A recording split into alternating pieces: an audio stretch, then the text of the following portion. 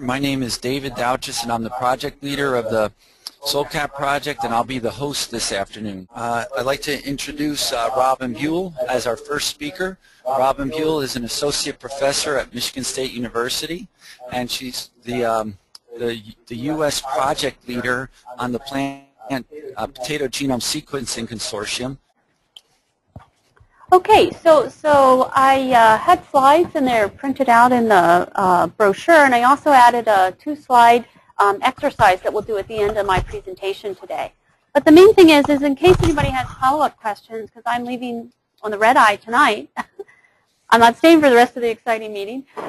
This is my email address, and feel free to just email me at buell@msu.edu if you had some follow-up questions from the webinar today. All right, so I'm going to go through a little bit about how the genome sequence of potato was obtained, because I think that's important for you to understand the origin, the technical issues, and how that would affect quality. Because if you don't understand the potential quality issues with the genome, you could lead yourself astray. And then we have a few exercises. Yeah.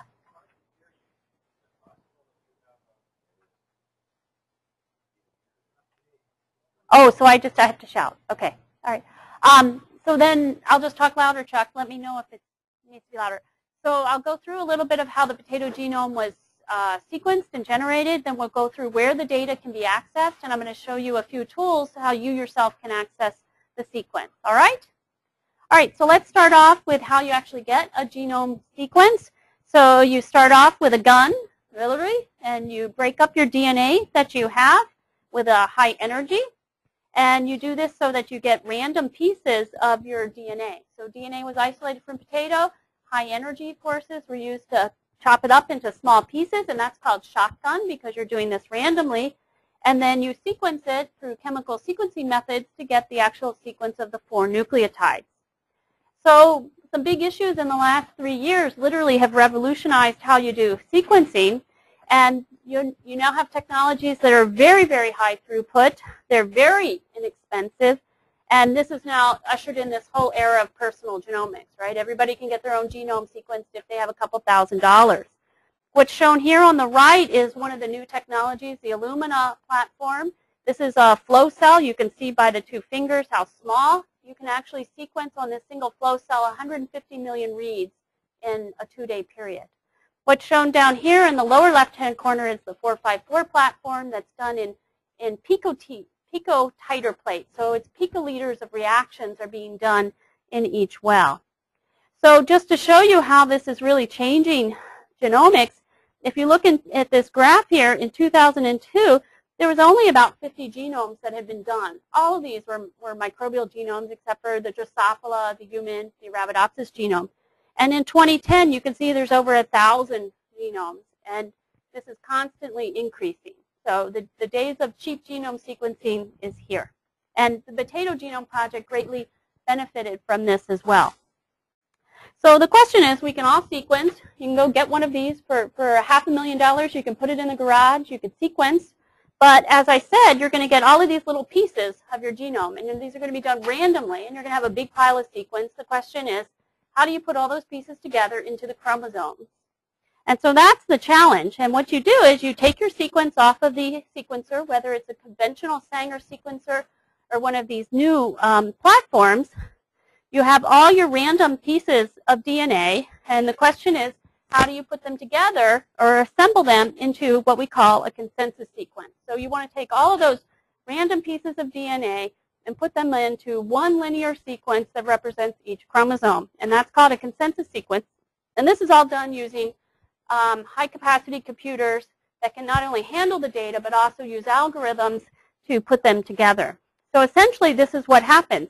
You have all of these random pieces here. The computer finds where the pieces overlap because you broke the DNA up into many pieces that were all overlapping, and it finds the consensus sequence for all of these random pieces of DNA. Then you annotate that sequence, and that's what we're interested in here, is that we want to put the random pieces together into 12 chromosomes, and then we want to know where the genes are, in what order on each chromosome, and we want to know what those genes do. Right? That's our goal. So the Potato Sequencing Consortium, this is a group of both academic, some people are funded by private entities, and we were interested in getting the sequence of the potato genome in the goal to improve potato breeding for world food production. So this little map here with all these dots show all of the different members and where they come from. You can see that there's the North American group, that I'm representing that group. There's a large group of people from Europe, but we also have Asian, South American, and we have one member from New Zealand on that. So each of us have our own grants. We have our own funding. We're not funded in an international capacity. We provide the data freely available to people. Just to give a little toot for the U.S. effort, that was funded by the National Science Foundation. So with so many potatoes out there with lots of variation, what should we actually sequence, right? The question would be is which one of these would you really want to do? Or would you want to do Darth Tater, right? I'd rather do Darth Tater. That was exciting. So a lot of this is historical, and actually what was chosen to be sequenced was this variety called RH. And this is a Dutch variety. It's a diploid heterozygous genotype. And the reason it was picked, and this is a legacy issue, if I had to do this today, I would never have started with RH. I would have started with something totally different. But this is a legacy issue. So we started with RH because they had a very dense genetic map. You guys are all familiar with the SHRH map with over 10,000 markers. Out of the two parents, SH and RH was considered to be less heterozygous. There was a physical map, which meant we have some very large insert clones for that genotype. And we started sequencing this using back-by-back strategy. So this is old-fashioned. That is, in 2006, the state-of-the-art was to take large pieces, 100 kilobases of DNA, and sequence it one at a time, and then put these 100 kb pieces together. And that was state-of-the-art in 2006. It was still state-of-the-art in 2007. By 2008, it was no longer state-of-the-art. But the project started back in 2005, 2006. We started using the RH backs to sequence the chromosomes. We predicted we needed to sequence 6,000 of these to get full coverage. So a little bit about RH, and this is sort of important to start thinking about when you take the potato genome sequence that we've made available to look at your cultivars that you're working on. We actually had a physical map, so we knew all of these back clones. We had 78,000 back clones that would cover the entire RH genome. These had all been fingerprinted with this technique called AFLPs, and we could go to any region of the chromosomes. This one would be chromosome 8, and we would find specific backs that would tell us that covers that region of the chromosome, and then we could sequence that. And so that's what we were doing in 2006 and 2007 and in the early parts of 2008. But there is, to date, only 2,000 backs have been sequenced. And most of these are from chromosome 5, which was the Dutch effort. Some were from chromosome 1, 6, and 9. And the reason that we didn't make as much progress on this is because some of our, what we call the tiling paths, that is the backs to actually sequence, these are really short. We didn't actually have full coverage of each chromosome.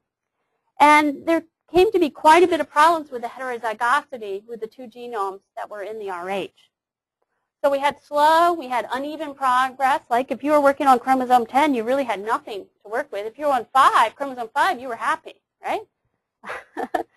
So these technical challenges, plus the fact that the sequencing technology really changed dramatically in 2008, made us propose a new strategy to sequence the potato genome. So this was our initial strategy. We were sequencing the heterozygous clone RH. We essentially have two genomes in there. We'll call them 1 and 2. And when we break these up into pieces, you're always having to figure out which is one genotype or one genome and what's the other genome. So that made it quite difficult. And sometimes it turns out these were actually very different from each other.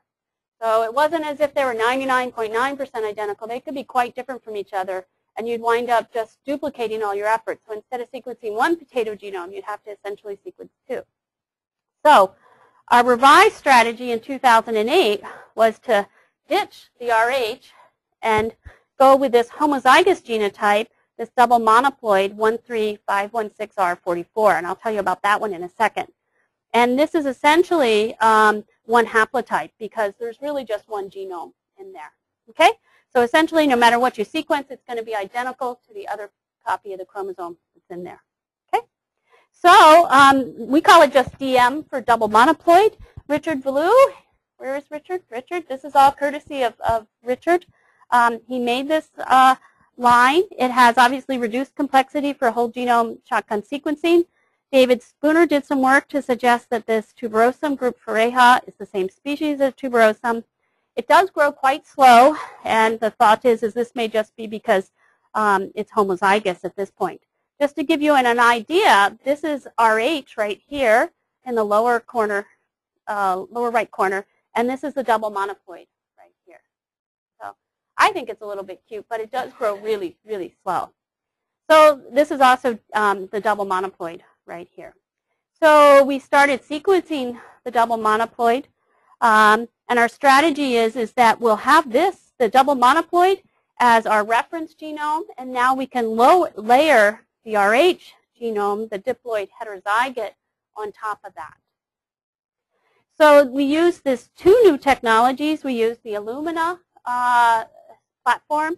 It makes very short reads between 30 and 125 base pairs.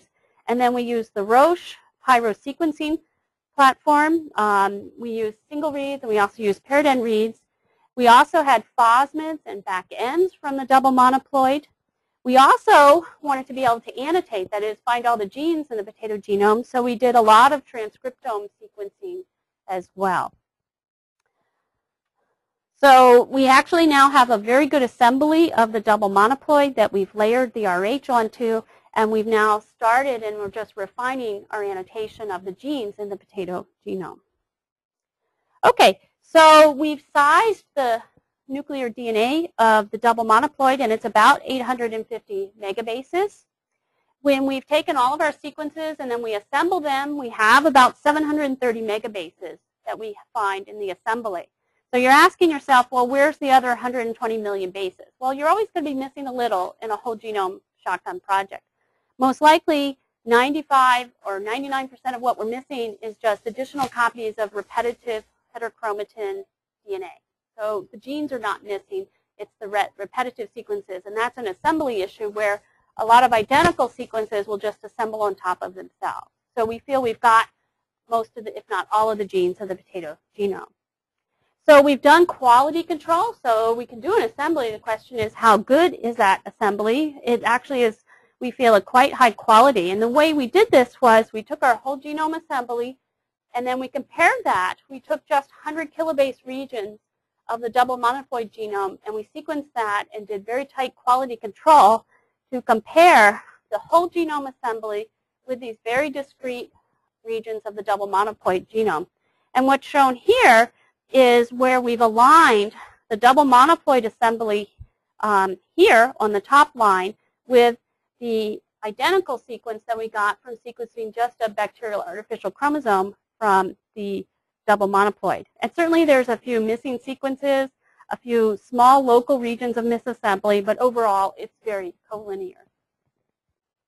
We also did some other quality controls to ask when we did our paired end sequencing of these large phosmids and double and backs, to ask like if those sequences were on physical pieces of DNA that were 40 kilobases apart. In the assembly, did we find them? And the answer is yes, we did. So we feel this assembly, which we're calling version 3, you'll see that in some of the resources we go through today, that we feel it's pretty good quality. Obviously there is errors, okay, and that's the important thing to take home. There are errors, all right? The more people that look at it, the more we'll find, but you shouldn't assume that that is a 100% perfect sequence. It's going to be very, very good, but there certainly are going to be some errors, and you should always keep that in mind when you're using the resources. So the question is, we have this assembled genome, but it didn't assemble into 12 contigs, right? That would be perfect. But it actually assembled into many contigs. And then the most important thing for you guys in the room is, where's my sequence on the chromosome next to my favorite marker, right? You could care less about anything else. You want to know where that is next to your marker. So a group of people in the Potato Genome Sequencing Consortium went and made genetic markers out of our assembly. So they took the assembly, they made genetic markers, and they started to anchor the assembly onto the 12 linkage groups. So they used a whole series of markers. They used some SNPs, some SSRs, some DART markers. They used a whole series of other marker information from SGN, the POMAMO database. They also had some physical map data from RH, and they used all of this to anchor our assembly onto the 12 linkage groups. And they've anchored now 630 megabases onto the linkage groups. So they were pretty happy with that. So the next question is, you've got a sequence now, we've got it on a linkage group. The question is, what does it mean in terms of potato biology? And so we do then what's a process that's called annotation. And if you look up annotation in the dictionary, it just means to add notes. That's all it is. So if you have a naked DNA sequence, the kind of notes we want to know is, where's the gene, where does it start, where does it end, what protein does it encode, what does that protein do in the life cycle of potato. So what we're interested in is where the genes are, what they do, when are they being expressed. And so the annotation group, it's a subset of the people in the Potato Genome Sequencing Consortium. We've annotated about 40,000 genes in the potato genome. This is still under refinement. So when you look at the annotation, we'll show you that today. You know, this is still just a prediction, and it needs some refinement. So we have about 40,000 genes in the potato genome. And what we are doing right now, we're just wrapping this up, is one of the biggest questions is where are these genes being expressed? Because we can use that in a correlative manner to determine what their function is. So what a number of people on the project has done is they've isolated tissue from different potato tissues as well as treatments, and we've actually sequenced the RNA that's in those tissues. We have 45 different libraries. We've done this with a double monoploid and with RH, and we're now got a nice matrix of all the potato genes, what tissues they're expressed, and at what level. So we can start to look at patterns of expression of genes as well as what we think they do. So right now, just to let you know, we're refining the annotation. Some annotation I'm going to show you is available today. We're just wrapping up some more refinements, and I think as that gets made more available, we'll put that out for the community to use. So this is where I just want to go over the data access agreement. So the consortium right now, as I said, we're fixing some assembly issues. We're fixing the annotation. We're trying to make it better. We're about 80% done writing up a manuscript describing the potato genome. All of this data is available under a data access agreement, which everybody in the webinar and the course today we're going to go and agree to before we use it. The main thing is that we are making it publicly available. We just don't want someone else to write a whole genome analysis paper and beat us to the publisher, right? So the main thing is we're going to go through the potato genome site. We're going to download the sequence. I'm going to show you how to blast with the sequence. I'm going to show you how to view the genome on the genome browser. All of this is made only available if you go ahead and agree to the data access agreement, which just says I'm going to be a good citizen and I'm not going to publish a whole genome paper before you. Okay? And of course, it always helps us for you to acknowledge where you got the data, because then we can use that to say the taxpayers spent their money wisely. Okay, so remember, everything's under a data access agreement and it's as is. Okay. So I just wanted to make sure everybody had this slide that shows everyone that's contributed to the Potato Genome Consortium. We've had a lot of good contributions from throughout the world, and I think it's been a pretty productive collaboration. All right, so we're going to get started now using the potato genome sequence. Let me just go through this slide, and then if there's any critical questions, I'd like to get them answered before we get started. So what we're going to do is we're going to go to the Potato Genome site.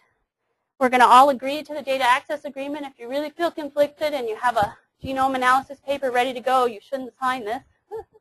And then we're going to do a blast search. I want to go through the little blast search capabilities. We can download all the sequence, but if everybody in the room and everybody on the webinar starts to download, the server's going to crash. All right? So I think for this one, I'd rather you guys just sort of watch me do it. I'll stop the process. I'll open my file that I already downloaded. You'll see. And then at different intervals throughout the day, you could try to download it. But if we all do it at once, first it takes a long time to download, then we'll crash the server. And then we're going to view. We just made this genome browser available late Friday night. We're going to go through this because I think a lot of people aren't familiar with a genome browser, so I'd like to spend a little time navigating a genome browser without any specific comments about potato. Okay? Any critical questions right now before we get started? No? Dave, any critical questions on the web? Nothing coming through yet. Okay. Okay, so now we're going to start the in-class exercise. So this is the little one-pager that was sitting out at the desk. Did everybody get a copy? If not, you can do it through these slides. Okay? All right. So the first thing, there's a lot of jargon in genomics. I'm trying to minimize it, and I hope I did as good of a job as I could.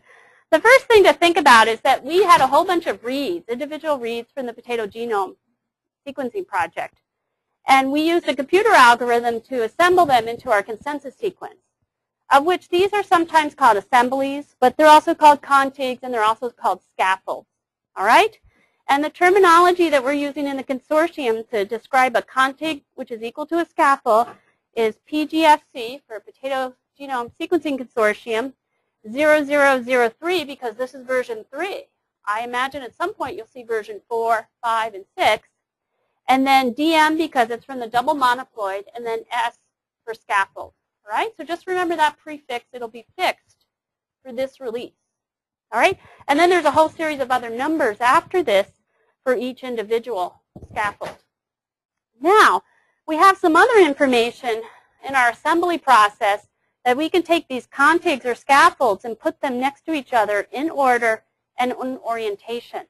And we're going to call those super contigs or super scaffolds. All right? Super scaffold is just a set of contigs that have been ordered and oriented relative to each other.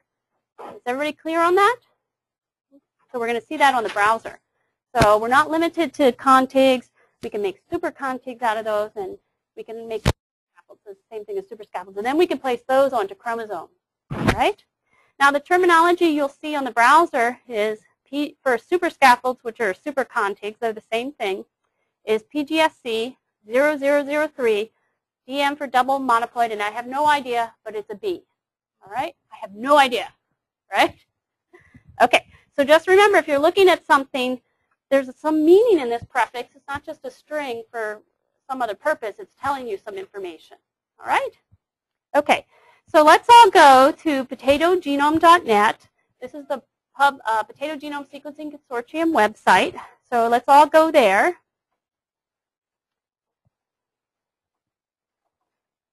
So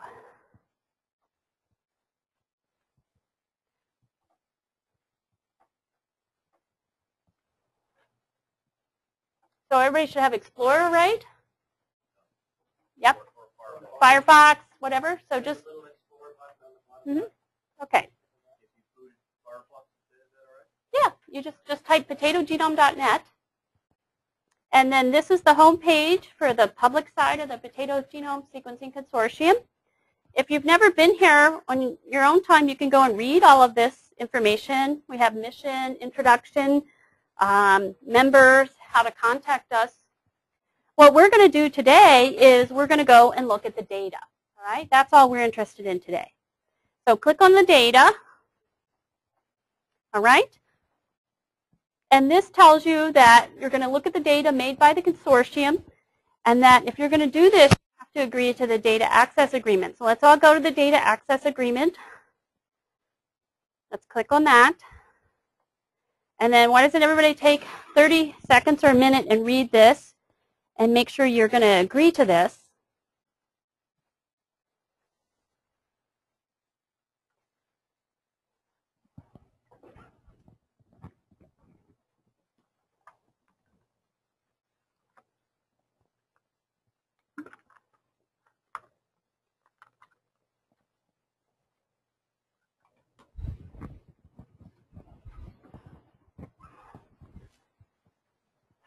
Now, you guys might have something slightly different because I've already agreed to this access. So you guys at some point are going to see something that comes up and says, yes, I agree, or no, I don't. All right? So mine's probably going to skip that step, and you guys will just have to say yes or no.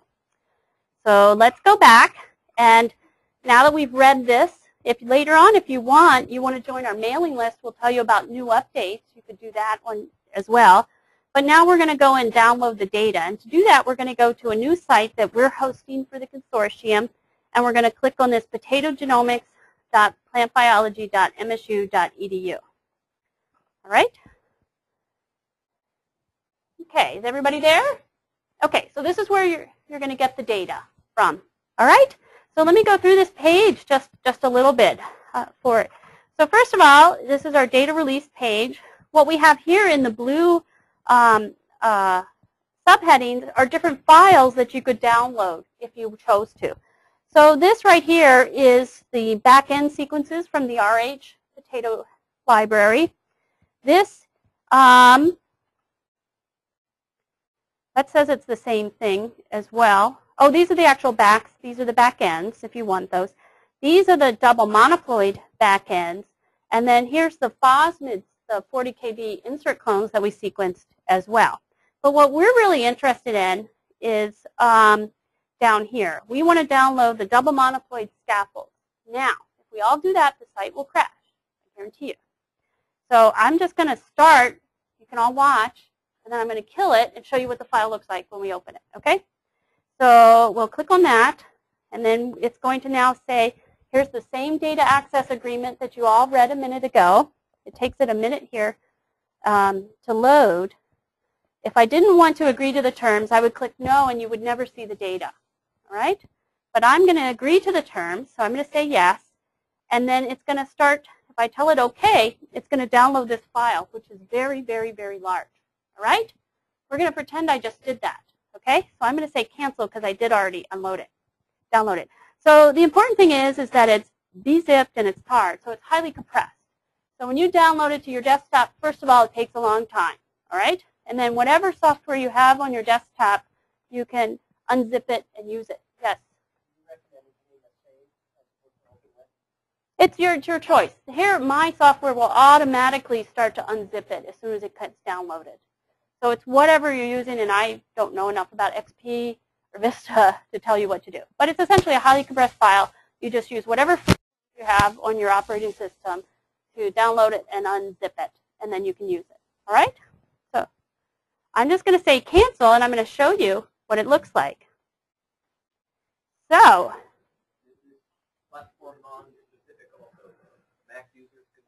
yeah, yep, anybody. So the question was, is it platform non-specific? Yes, it's just like any large file you're downloading from a site. So yeah, and also if you go here to the FAQ, there's a few pointers about how to extract the sequence using these different, unzipping, unpackaging software. Okay, but those will be all things you could just Google. I have, XP. I downloaded this. How do I do it? Right, and all those things are free. So on a Mac, it's really clever. It does it all for you. When you open it up, it's going to have 3 files in it. It's going to have the data access agreement, which you should have already read and agreed. You couldn't have gotten this far. But we have to do this, right? Because somebody will send somebody the file, right? This is what happens. And then somebody would say, I never knew there was a data access agreement. And we'll say, well, this was in the download. It also says that if you work in a lab and you download it, and you've agreed to the access agreement, it's only for you. Everybody else in the lab has to read and agree to the data access agreement. So even your students have to say, yes, I read it and understood. Right? So the data access agreement is in there. There's a little README that tells you a little bit about it, little specifications. So it tells you it came from the Potato Genome Sequencing Consortium. It tells you it came from the double monoploid, that it's version 3, that it was generated using Illumina 454 Sanger sequencing, that we had about 9,200 scaffolds representing about 720 megabases, and then a whole series of smaller contigs. All right? So that's that, and then this is where the data sits. And this is the .fa, which is the FASTA file. And let's see if we can open that. And I'll just show you one sequence that's in there. Take it a minute. Here we go. So this is scaffold number 1. Okay? Right here. This is the first scaffold. They're named arbitrarily, but I believe this one's the largest scaffold. Yes? No, I think it's just meant it's a FASTA file. It could also be like a .seq. It could be a .txt. Yeah. Okay? All right, so this is scaffold number 1 right here. This is most likely, if I remember correctly, the largest scaffold that we have. So as the numbers increase, the size of the scaffold in terms of length goes down. All right? So if you wanted to, you could scroll down here, but it'll take a long time because the file is really big.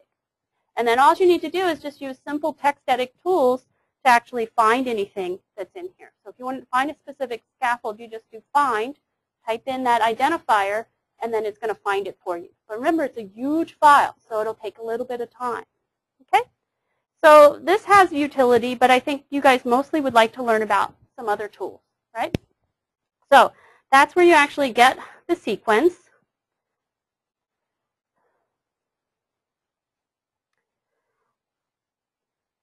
So what I'd like to do now is go through a set of exercises with you using the BLAST, and then from the BLAST we're going to then go to the genome browser. All right? So if you guys would like to do this with me, we're going to go to GenBank and we're going to get Rubisco for Potato. So for those of you guys who don't have NCBI bookmarked, which you don't, let's just go to google.com and let's search for NCBI entrees. So type in NCBI entrees. So I'll do that with you, even though I have that bookmarked. So this is my Google search box. So we're going to go NCBI entrees, and we're going to come up, our top hit will be the entree database search. We're going to click on that, right? So has everybody ever been here to entrees? Okay. Then I pre-selected something to search with, so we'll search with this accession number right here, J03613.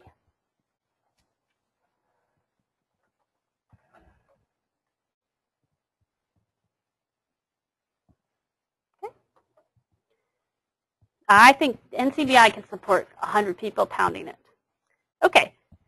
So we get some results. We're going to go right away to the nucleotide result here, and we're going to click on nucleotide. For those of you who missed it, it's J03613. You could put the .1 if you wanted to. Okay. Okay. All right. Is everybody here? Yes? Okay. All right. So we have this Rubisco that was, let's see, it was put in 1988. Whew. Hopefully everybody was born by then. Whew. Okay. So if we go down, this is a GenBank accession record. So here's the information about the record. And when you go down here, here's the sequence.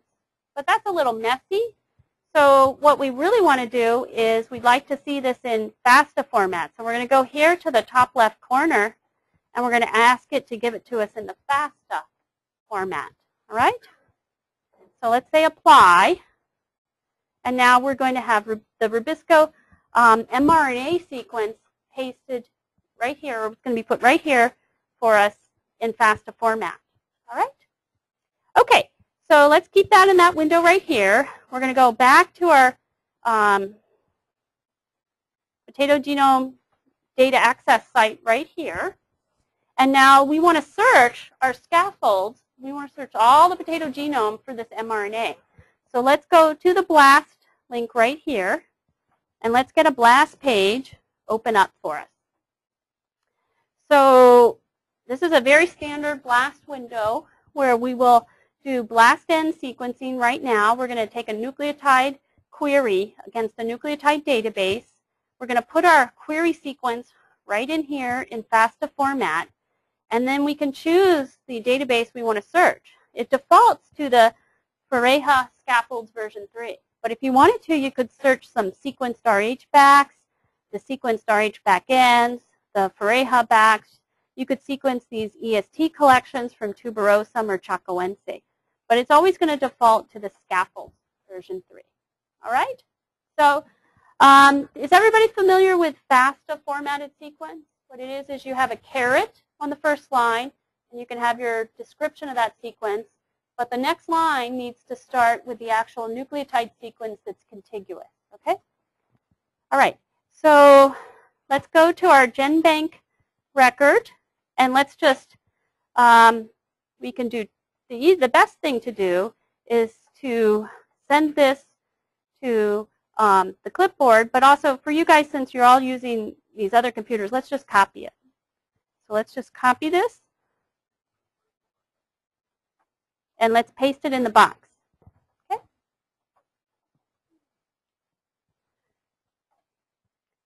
And then let's get rid of this dead space up here.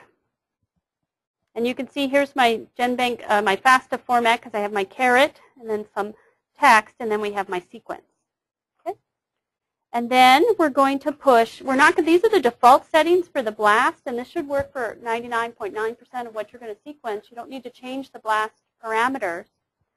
And then I'm going to submit the BLAST because I don't want us to all, one second. Hopefully we won't crash the BLAST server. Okay. So why doesn't everybody push BLAST, submit?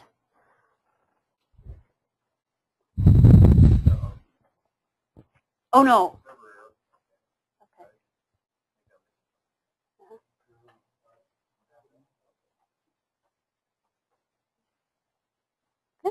How many people got a return already?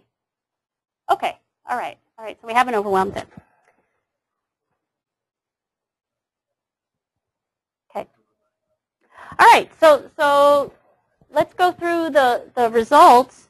So up at the top is always information about the actual BLAST that you just did. It tells you which BLAST search you did.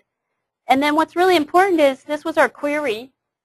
So it knows what we searched against because I had that in my header line. And then what's always important is did you make sure you selected the right database? And we did. We searched the double monoploid version 3 scaffolds, of which there's 68,169 sequences and a total of 727 million bases within that search. Okay? So then here's the actual results. So we have the scaffolds that matched it. There's no description. This is blank. The hit score, the E-value, which is the expect value, how many high-scoring pairs, and then coverage and identity. Okay? So as you guys probably already know, usually the top hit or the second or the third hit is the one you're interested in. And in this case, it is the top hit. And you can tell that right away because you can see our query versus the subject. Okay? And the query was our Rubisco. The subject is what it's matching in the database, which is this scaffold, right? And what you can see is that we have very high identity right here, but you can see that there's some different high-scoring matches. So here it's going from 314 in the query to 546. If you look over here, it's going from 1 to 209. There's a few issues down here in this part of the alignment. And then there's another alignment from 175 to 315. And I summarized this actually on the slide. So let me just show you that because I think you can all see this a little easier in a graphic way. So we took our Rubisco query. We searched it against the version 3 of the assembly. And we saw that the top match is this scaffold number 1194. And let me just also highlight for you.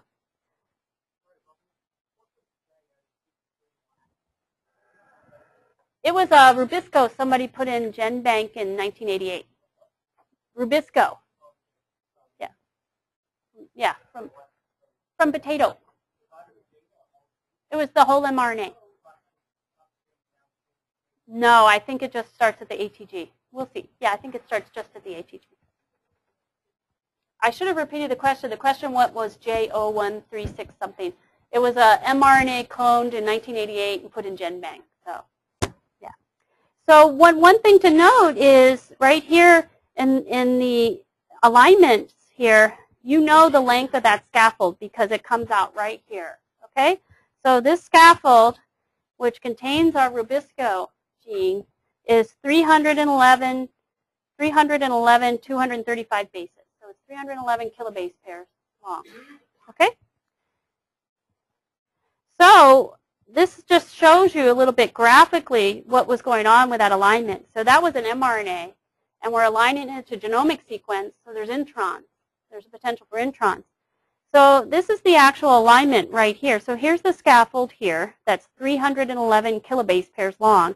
And then we actually have 3 separate alignments here to our mRNA. We have alignment 1 through 180, but and then we have 175 to 315, 314 to 546. And when you look, you can see is that there's a gap right here in the genomic alignment, and that's because there's an intron.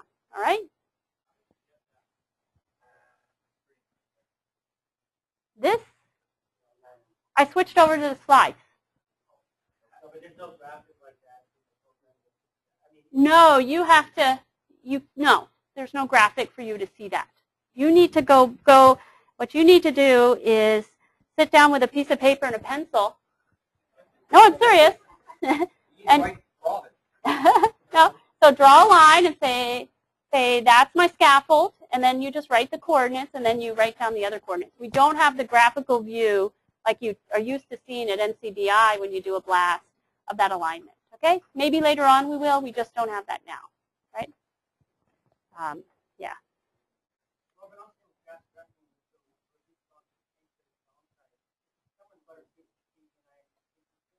Yeah. Yeah. Yep.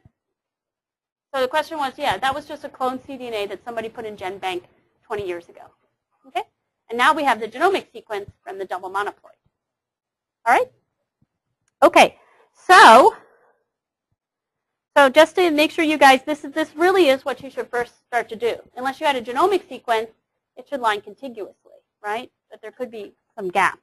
So that's all you need to do is sit down and go, okay, I see a gap, and then look, this 180 is matching at 265,309. 175 is matching at 265,389. There's a little issues at the end of the alignments. That's always a little messy. But, you know, there's essentially an intron right there. And then there's an intron right over here. All right. And the other thing is if you take a look, you shouldn't always just look at your top alignment, right? There could be paralogs, right? You now have the genome. You can actually find out how many copies were really in the genome. And by looking at the alignment table up here, you can see that there was several other hits. You can look at their scores, and you can start to make a decision up here whether or not they were reasonable matches. But you should always look at the alignment manually and make a decision for yourself. Is that a closely related paralog? And if you go down, you'll see there's another alignment to this other scaffold right here, scaffold 1074. You can see it's not as nice of an alignment, but it's probably a paralog. All right? So that's the blast search. And if you wanted to just stop right here, you could click on that. And then essentially you're taken back to the data release page, and then you could download the whole set of scaffolds, and you could get that actual genomic sequence of the scaffold right there. All right? All right. So the next thing, though, that I think, you know, everybody wants to do BLAST, but what we want to do is now look at this graphically, right, Chuck? That's what you want to do, is look at the gene graphically. So now what we're going to do is we're going to go and look at the genome, this region of the double monoploid genome in the genome browser. And for those of you who aren't familiar with this, the genome browser is just a graphical view of a genome. So you'll find that this is very intuitive. All right? So let's all go back to our Potato Genome Sequencing Consortium data release page, and let's click on the genome browser. All right, how many people have ever used a genome browser before? Have ever. So only like 5 people. So let me just spend, without anybody doing anything, I'm going to go through the features of a genome browser with what's already default loaded on here when it comes up. All right? So first of all, we have what the name of this browser is. You can view any genome in this. This is a generic browser, and you load whatever genome and whatever features you want to. It states up here that if you're looking at this, you better have already agreed to the data access agreement. You won't be able to use it for the first time until you agree to it. All right? I've already used it, so I've already agreed to the terms. So the first thing is that it tells you what you're looking at. And right now I'm looking at 40 kilobases on this. This is now a super scaffold, right? Here's our little B. We're looking at super scaffold number 4. We're looking at 40 kilobases at position 119,550 to 159,550. So the genome browser is going to show us super scaffolds or super contigs, of which that's going to be composed of contigs or scaffolds. So there's instructions here. You can type things into this box. My recommendation is never to type things in there, just to paste in your identifiers. If I try to search for Rubisco, it's never going to give me a return. It's going to take forever. It's better for you to put in an identifier in here and get your result. You can also click on examples. Let's see, I'm going to try this. I didn't do this before, so I might be in trouble. I just clicked on one of these examples here, and it actually worked. It didn't take a long time. So you can bookmark this page. You can do all these. You can share tracks with people. You can make a high-resolution image. So if you wanted to publish something using your output from this page, you can do that. If you ever have any problems with the browser, you should go over here and you should push reset. All right? This is an important thing that most people forget to do. Whenever you have problems in the browser, before you email us and say the browser's broken, push that button and then try it. Okay? So now it's reset everything back to the default settings. Okay? So this is where we're going to type any identifier we want, and we're going to make it search. So I'm going to go to the scaffold that we wanted. Here, I'm copying that. Notice I would never type that. I'm going to paste it in. I'm going to make it find it. So it found it. Let me go through a few more things here. So first of all, these are the main toolbars right here. Right now it's showing me 311 kilobases, which is a pretty big view. But maybe I only want to look at 20 kb. So I can zoom in on 20 kilobases. What this does here is this zooms in 10%. This minus button zooms out 10%. This window will go right 50% of the sequence that's in here, and this double arrow will go 100% of that sequence. So let's change this that I want to see 40 kb. And now we're going to make it go 20 kb over. All right? So these are pretty important tools that most people don't use. Suppose I don't like looking at it in this direction. I can actually push the flip button, and then I have to go over here and I say update, and now it's going to flip the whole thing the other way around. Okay? So these have a lot of features. So let me make this just a little bigger. Let me move this guy. Uh-oh. He's stuck over there, John. All right, I'll try this. All right. All right, so what we're seeing actually right here, I'm just going to get it so it all fits on a screen right now. This is the overview right here of the entire super contig. It starts at 0 megabases, probably goes out to 1 point something megabases right here. This is the detail view right here. And right now we're seeing a very detailed 40 kb region that's defined by this yellow box right here. If I want to look at this region right here, I just put my cursor there, hold the mouse button, and then I draw it. Right? So now we're looking over here at a small region right there. And what these are here these are called the tracks.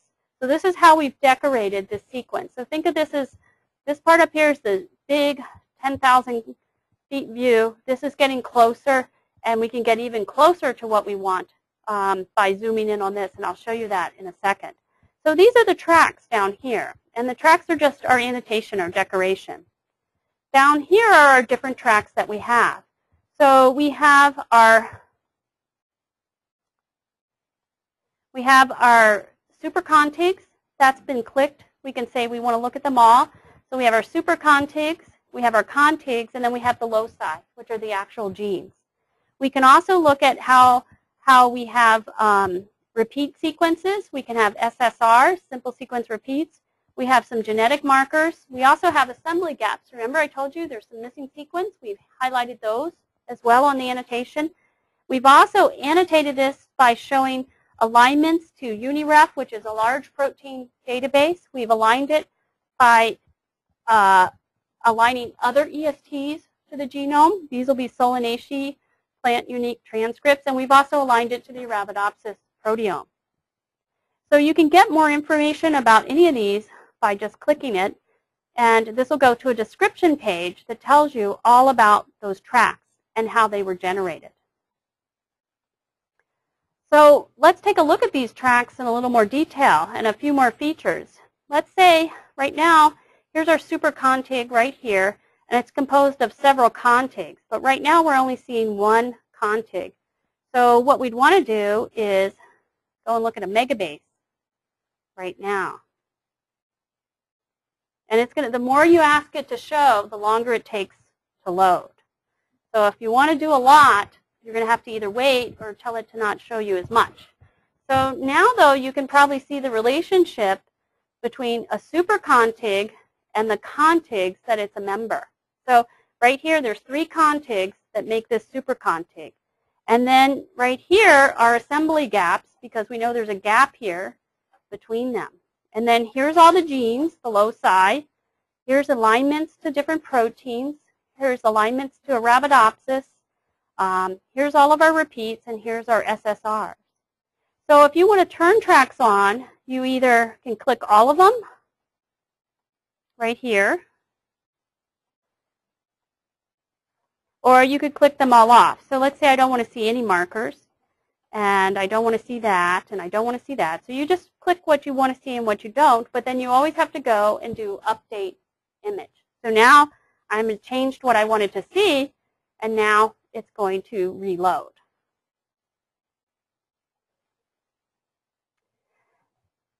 The other thing is these are the default orders and the default tracks, because I pushed reset. Let's say I don't really care too much about these assembly gaps, so I'm going to move them down to the bottom. So you can just take a mouse over a track and just move it up and down so that you can see what you want in which order. Now, that's a pretty big bird's eye view. Suppose I only want to see a really small region around my favorite gene. I just take the mouse, put it up here, see how it's now this capital I, and I hold down on the mouse, and then I use what's called the rubber band feature. And as I drag it across and I release, it says I can zoom in, I can center it, or I can dump it as a FASTA. So let's say I want to zoom in. So now it's only going to show me that region of the genome that I highlighted. So now we're looking at a sugar transporter, and let's say I want to look at it in a little more detail. I can do this. I can zoom in. So you can start at a big view, and you can keep honing down until you get exactly what you want. And say, I'm a little dyslexic. I don't like looking at a gene going from right to left. So I'm going to come up here, and I'm going to switch the flip button. I'm going to update the image, and it's going to flip it to the other orientation. Whoops, it didn't. I didn't. Yes. Okay. Should I stop now? Okay. Are the super scaffolds available for download? The question is, are the super scaffolds available for download? The answer is no. Okay, and is the transcriptome data available? No, the transcriptome's not available. We hope to have them both available in the next few months. The issue about the super scaffold, super contigs is there's some errors, and we're fixing those right now. Yes. End of the questions? Okay. All right, so for whatever reason, I can't make it to flip back. I want to go back to our example. Obviously, that's a bug. I'll get that fixed. Like I said, it went live at 9 o'clock Friday night.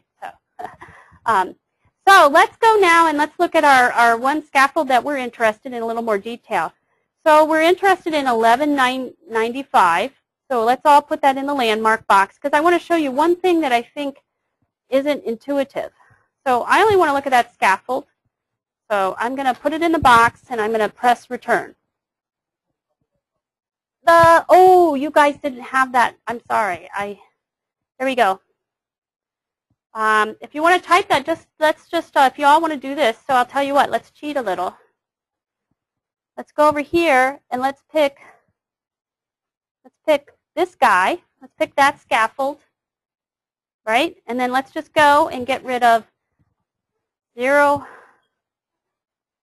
the last 4 digits, and make it 1195. So you don't have to type, because that's where you're going to make all your boo-boos. Did everybody follow me with that? I know. Yeah. Yeah. Yes.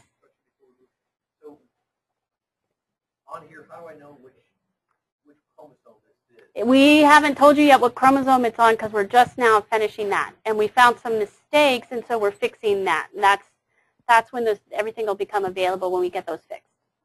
Okay? Yeah. So I think that, yeah, you guys want to see 12. You want to see 12 super scaffolds. Kind of curious. Yeah. No, we're just fixing some last issues with that. All right. So we've got 1195 in there, and you can see that it's on this super scaffold right here. And it's now showing us all 311 kilobases right here. Now, the question is if you guys took a look at the alignment position, you'll see that this Rubisco gene is around 265 kilobases. The important thing to note is that's the position on that scaffold from number 1 to 311. But when these scaffolds are put into the super scaffolds, they can go in this way or they can go in the other way. So this gene could be at 265 kilobases, or it could be at 311 minus 265. Okay? It could be in either orientation. And the first thing to do is if you looked at 265, you could look over here and say, I don't really see it. And you'll see that there's a Rubisco right here. Okay? So this scaffold was put in the opposite orientation that we had the blast result. So it's really in there.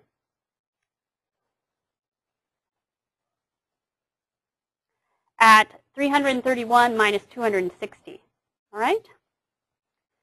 So if you look, you can see there's an annotated Rubisco right here, and then we can actually zoom in using the rubber band feature right there. And then that's still too small for me, so I'm going to zoom in some more. And now we can start to see some more information. Here's our annotated potato locus that we think is a Rubisco. Look, golly gee willikers, it's aligning to the Arabidopsis Rubisco. This is on the reverse strand, so the 5' end is over here, the 3' end is over there. Here's some alignments to some Sangarius teas from a whole series of Solanaceae species. You can see some alignments to Haberchides, tomato, capsicum. And then you can see some alignments down here to proteins that are in the UniRef protein database that are Rubiscos. And then you can see here some repeats and some simple sequence repeats. Now, I wanted to show you one last feature of the browser that most people don't know about. And that's called the decorated FASTA file download.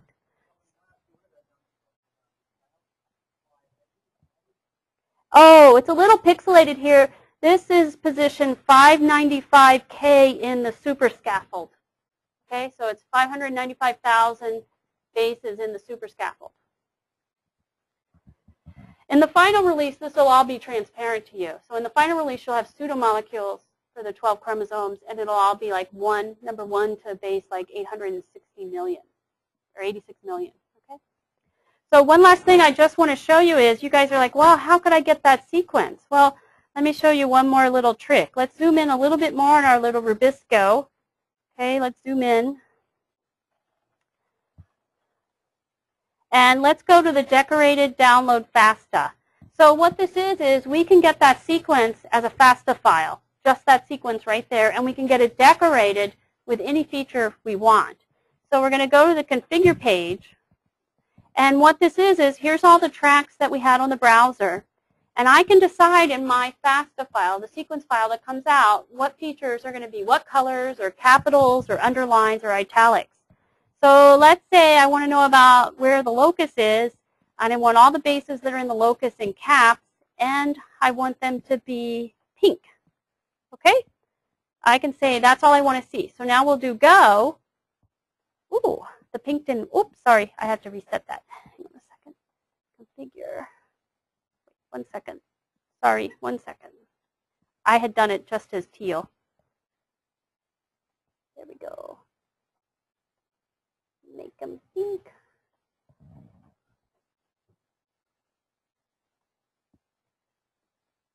Oh, pink didn't work. 1 second. That's not working. There. Pink. There. So now I have the locus, and it's all in pink. And I could now cut out just the bases in the locus because now they're highlighted as pink. So I can just copy that, and off I go. If you guys were interested, say, in the SSRs in this region, you could make them bold. And in this case, I'll make them red. And then you could see whether or not there's an SSR right here. Okay? So this is a feature most people never use, but this is a way to quickly go from a graphical presentation of that region of the genome, export out into just a text file, different features of that region, either just the sequence of the locus or the repeats or the SSRs or something else. Okay? I think my time's up. But what I want to just highlight for you, and these are all self-explanatory in the slides, I went through the different features of the browser. I think that's going to be the most helpful for you. The BLAST, I provided directions of what we already did on the BLAST. Those are all just directions to go through it. And then directions of how to download the sequence. All right? Yes?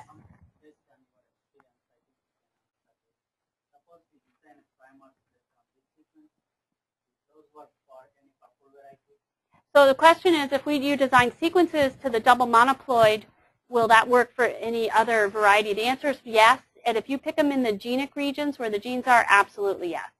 So we can readily align the RH whole genome sequence to the double monoploid in regions of heterochromatin where there's lots of repetitive elements. Of course, they don't align.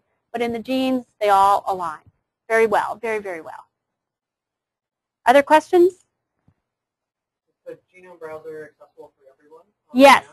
Yes. You just have to agree to the data access agreement. So I didn't have it ask me, but you guys, it'll ask you, do you agree? And once you say yes, that cookie's on your computer.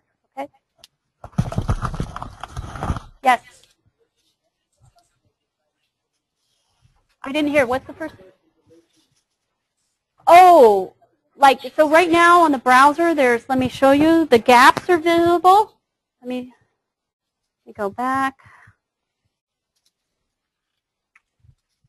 Let me zoom out.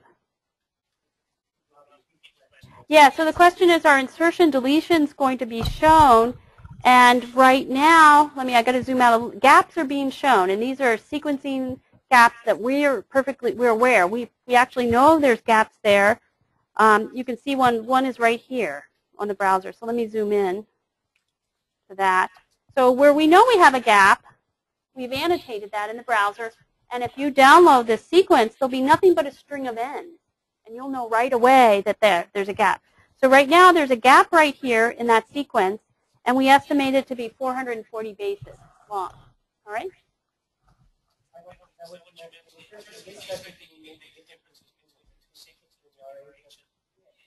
Oh, that'll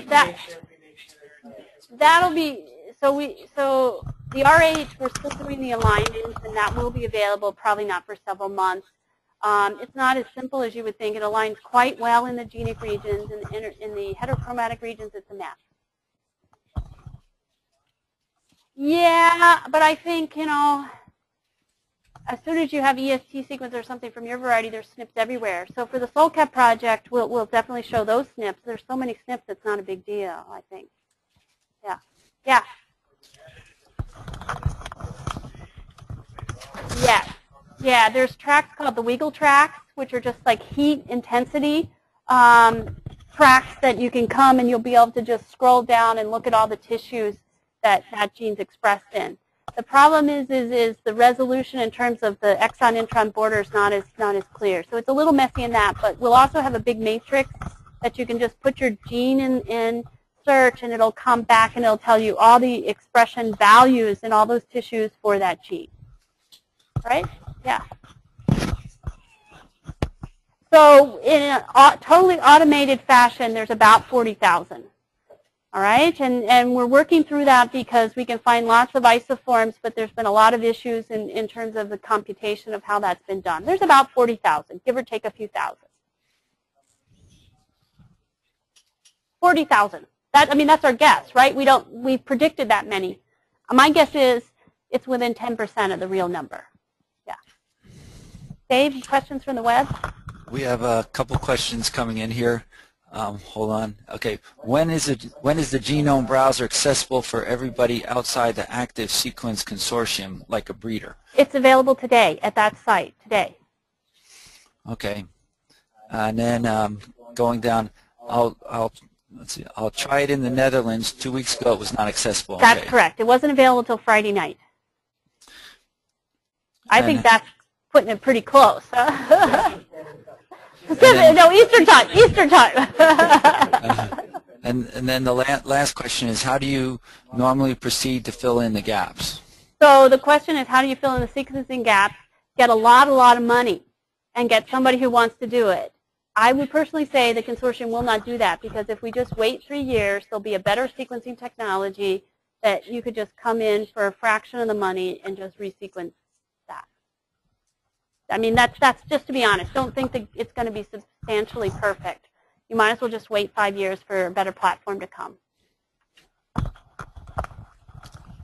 Yes?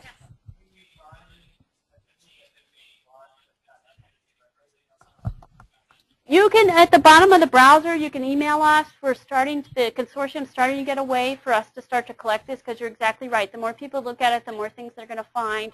Right now, I think someone in the consortium has volunteered to gather that information. Okay.